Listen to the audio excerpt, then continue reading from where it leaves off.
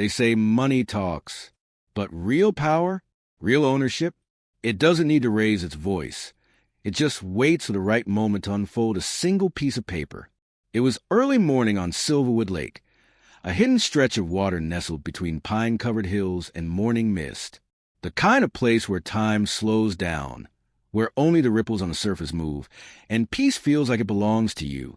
A man stood there alone, quiet and steady, wearing an old flannel shirt, faded jeans, and a baseball cap pulled low over silvering hair. His fishing line sliced through the calm water, making tiny ripples that disappeared into the fog. He wasn't bothering anyone. He wasn't trespassing. He was just enjoying the silence, something money couldn't buy. Then the peace broke. A sleek white SUV pulled up on the gravel road behind him. Music blaring, tires crunching against the earth.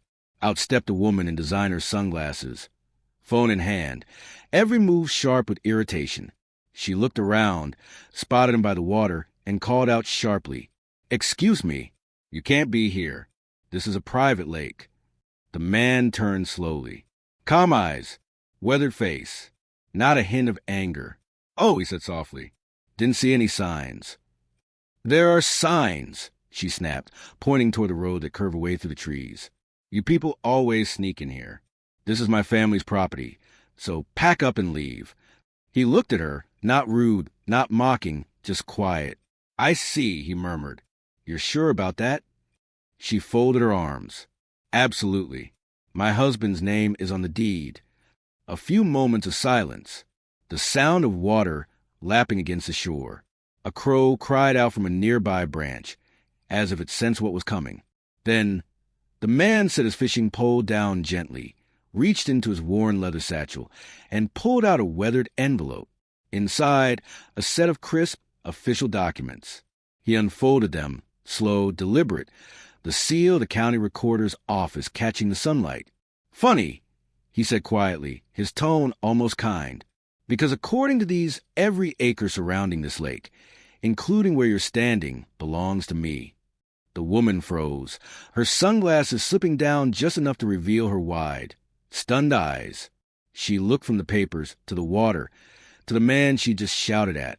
He didn't smirk. He didn't gloat. He simply turned back toward the lake, picked up his fishing pole, and cast his line again. The only sound that followed was the soft plunk of the lure, and the slow, sinking realization that she just yelled at the man who owned the entire shoreline she thought was hers. The world was still half asleep that morning, the kind of dawn that moves slow, stretching across the mountains like a sigh. The sun hadn't yet burned through the thin veil of mist floating over Silverwood Lake. The pines stood tall and silent, their reflections rippling gently across the glassy surface. And at the water's edge sat Ethan Brooks, 42 years old, quiet, thoughtful, and exactly where he wanted to be. He'd woken before sunrise, brewed a pot of strong black coffee in his old thermos, and driven his dusty 97 pickup down a dirt road he could practically navigate blindfolded. There was something sacred about mornings like this. No meetings, no phone calls, no noise. Just the rhythmic click of a fishing reel and the soft hum of dragonflies skimming over the water. Ethan looked every bit the local fisherman. Weathered boots, faded jeans, and a flannel shirt that had seen years of early mornings and quiet evenings. But beneath that calm, simple appearance was a man who had lived a life very few could imagine. Years ago, he had built one of Silicon Valley's most successful tech startups, a small idea born in a cramped apartment that grew into a billion-dollar company. He could have stayed in that world, suits, conferences, headlines. But when the deals, the pressure, and the constant noise started to suffocate him, he sold everything, every share, every patent, every tie that bound him to the chaos of the city. And with that fortune, he bought peace. A few hundred acres of land stretching around the lake, where he'd fished as a boy, land that, ironically, the locals assumed still belonged to some old logging company. He didn't correct them. He preferred it that way. To be invisible, unremarkable, the man nobody looked twice at. To the nearby vacation homeowners, mostly city transplants with manicured lawns and shiny new boats, Ethan was just another backwoods local who kept to himself. They didn't know he owned the property line that framed their weekend getaways. They didn't know the man who drove the rusted pickup was the reason They could even access the lake in the first place. And they certainly didn't know that every tree, dock, and inch of shoreline they admired belonged to him. That morning, the lake was quiet, except for the gentle sound of his fishing line flicking over the water. A pair of ducks glided past. Somewhere across the lake, a cabin door creaked open and slammed shut. Ethan smiled faintly.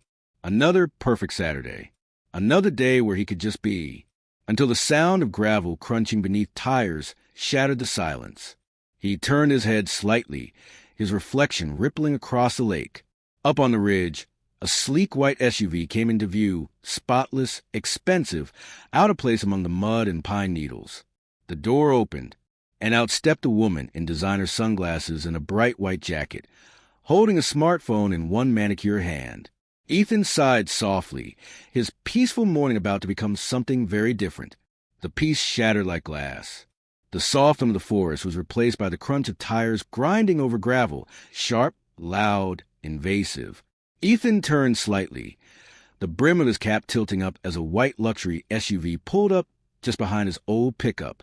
The thing looked like it had never seen a dirt road in its life. Gleaming chrome, spotless rims, and a personalized plate that read Merce Riley 1. The engine idled for a moment before cutting off. Out stepped a woman in her mid-40s. Sharp blazer over a bright white jacket, oversized sunglasses, and heels that immediately sank into the soft ground. She swatted at a mosquito as if the wilderness itself offended her. She took one long look at Ethan, sitting quietly by the water with his fishing rod in hand, and her lips pursed. "Excuse me." Her voice sliced through the calm morning air like a siren. Ethan didn't move right away. He finished reeling in his line, checked the hook, and set it gently aside before looking up. "Yes, ma'am." Her tone dripped with irritation. "What do you think you're doing here?" He blinked once. "Fishing." "Fishing," she repeated, as if the word itself were an insult. "This is a private lake. My husband and I pay good money for access to this area. You can't just show up here like this." Ethan tilted his head slightly, his calm demeanor only fueling her frustration. "Private, huh?" "Yes, private," she snapped. "So pack your things and leave before I call security." A few heads turned from across the shoreline. A jogger slowed. A couple walking their golden retriever stopped to watch, their expressions uncertain. The woman's voice carried across the lake, loud enough for the loons to scatter. "People like you always think you can sneak onto private land," she added, folded her arms with self-satisfaction. "Every summer it's the same thing, locals thinking they own the place." Ethan's jaw tightened just slightly, not from anger, but from restraint. He took a slow breath, reeled in his line, and set the rod aside. "Ma'am," he said evenly, "I'm not trespassing." "Oh, really?" she scoffed, stepping closer. "Then maybe you'd like to explain what gives you the right to sit here, on my dock, using my water?" Her words hit like little sparks of arrogance, each one daring him to react. But Ethan didn't rise to it. He simply stood, dusted off his jeans, and reached into his tackle box. Her sunglasses caught the light as she watched suspiciously. "What's that supposed to be?" "Your fishing license." He didn't answer. He pulled out a worn leather folder, its edges soft with age and travel. It wasn't much to look at, just an old document case, the kind people used before everything went digital. He opened it with care, the kind of deliberate calm that made everyone watching lean in. Inside, a few folded sheets of thick paper, yellowed, stamped, and sealed. Ethan unfolded one, a detailed deed map, lines and borders crisply drawn. He held it steady as the woman frowned. Squinting, he pointed to the center, Silverwood Lake, outlined neatly in blue ink, then traced his fingers slowly around the entire perimeter, stopping at the small shaded squares representing cabins, including hers. "This," he said quietly, his voice low but firm, "is mine." Her face went blank for a second. "Yours," she repeated, laughing nervously. "You mean what? This lot? This little area?" Ethan's eyes met hers, calm, steady, unshakable. "No, ma'am," he said, folding the paper back with precision. "I mean the lake, the docks, the shoreline, the access road you just drove on. All of it." The silence that followed was almost tangible. Even the birds seemed to stop mid-song. The couple with the dog exchanged wide-eyed glances. The jogger pulled out his phone, not to record, but because he could already tell this was one of those stories that would spread through the entire town by evening. The woman opened her mouth, but no sound came out. Ethan slipped the folder back into his box, turned toward the lake, and said quietly, "Now, if you'll excuse me, I'd like to get back to fishing on my property." For a long, suspended moment, the only sound was the soft lap of water against the dock. The woman stared at the document as if it couldn't possibly be real. The crisp seal, the stamp date, the name printed in bold at the bottom. Ethan Brooks, sole owner of Clearwater Lake and surrounding shoreline, 520 acres. Her sunglasses slipped down her nose as she blinked. That's ridiculous. Her voice didn't carry the same sharpness as before. It wavered now, hollow, uncertain. Ethan said nothing. He simply held the paper out, letting her take it. She hesitated, then snatched it as if touching it would somehow change what it said. Her eyes darted across the text. Legal descriptions, coordinates, signatures, and a county clerk stamp burned into the corner like a final verdict. Her tone softened, almost incredulous. "You own the whole thing?" Ethan nodded once, slow and measured. "Every inch of it," he said. "Even that private dock your husband likes to park his boat on." A quiet gasp came from the couple with the golden retriever, who now stood frozen mid-walk.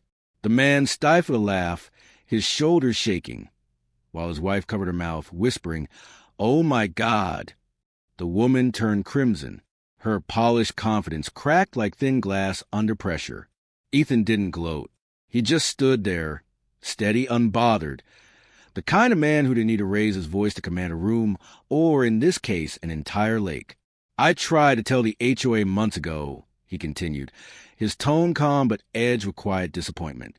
"But nobody wanted to listen. You folks built those vacation cabins on leased sections of perimeter. The lake itself? It's never been part of the HOA. Never was." The words hit her harder than if he'd shouted. Her chin trembled slightly. "I didn't know." Ethan looked at her, not with anger, but with a weary kind of understanding. "I know," he said softly. "That's the problem. Nobody ever checks before they start acting like they own everything." He began to pack up his gear, careful, methodical. The sound of metal clips and zippers filled the silence. The woman tried to find her footing, her pride clinging to the last bit of ground it could. "You could have said something earlier," she muttered, crossing her arms again, though this time it looked more like a shield than a stance. Ethan zipped up his tackle bag and gave a faint, knowing smile. "You could have asked politely," he said. Her lips parted, but no comeback came. Ethan tipped his cap slightly, a quiet gesture of farewell, and began walking toward his truck. The morning sun caught the lake behind him, shimmering, peaceful, entirely his. As he climbed into his pickup, the couple with the dog exchanged a look, that universe expression that says, "You just witnessed justice served cold." The woman still stood by the water, holding the deed like a mirror she didn't want to look into. And for the first time that morning, she finally understood what private really meant. By the time Ethan reached his truck, the quiet hum of gossip had already started to ripple through the lakeside community. Neighbors who had pretended not to see him before were now whispering across fences, texting their friends, peering out from behind curtains. "The guy by the North Dock? He owns what?" "All of it. The entire lake." "You're kidding." "Not a bit." He showed the papers. By sundown, Ethan's name, the man they once dismissed as that scruffy fisherman, was the only topic that mattered. The next morning, the HOA president, a man who usually strutted around in polos and authority, called an emergency meeting. He stood in front of a room full of red-faced residents, flipping through the very same property documents Ethan had revealed. His voice cracked with embarrassment. "It seems," he admitted reluctantly, "that Clearwater Lake is, in fact, privately owned entirely by Mr. Ethan Brooks." The room fell silent. A few heads turned toward the woman from the day before, who sat stiffly in the corner, sunglasses hiding her eyes. Someone whispered, "So, we've been lecturing him about trespassing?" The HOA president cleared his throat. Effective immediately, no member is to confront anyone without verifying ownership or permission. We owe Mr. Brooks an apology. But Ethan didn't attend the meeting. He didn't need to that weekend. He was right back where he always sat, on the same weather stool by the lake, a thermos of coffee steaming beside him, his fishing line cutting ripples across the glassy surface. The difference this time, no one came to interrupt him. A few neighbors passed by, offering polite waves or quiet nods. One man even stopped to thank him for keeping the lake so clean. Ethan just smiled, the same gentle, knowing smile he'd worn that first morning. He didn't need recognition or revenge. He just wanted peace and maybe a few trout. The woman in the SUV drove by once, slowly. She didn't roll down her window. She didn't speak, but her eyes lingered, softer now, the look of someone who'd learned a lesson she'd never forget. As the sun dipped behind the pines, the lake glowed gold and still. Ethan cast his line once more and watched the ripples fade into calm. Because sometimes respect isn't about who has the bigger house, the flashier car, or the louder voice. It's about how you treat the quiet man sitting with a fishing rod, the one who could own everything and still choose kindness. She thought she owned the view, the water, the sky, the peace that came with privilege. But she never realized the man she tried to push away owned the very ground beneath her feet. No shouting, no threats, just a quiet signature on a piece of paper, the kind of power that doesn't need to prove itself. While she raised her voice, he raised the truth. And that morning, by the calm ripples of Clearwater Lake, everyone watching learned something money can't buy. That real power doesn't roar. It simply unfolds. Softly, steadily, and unmistakably.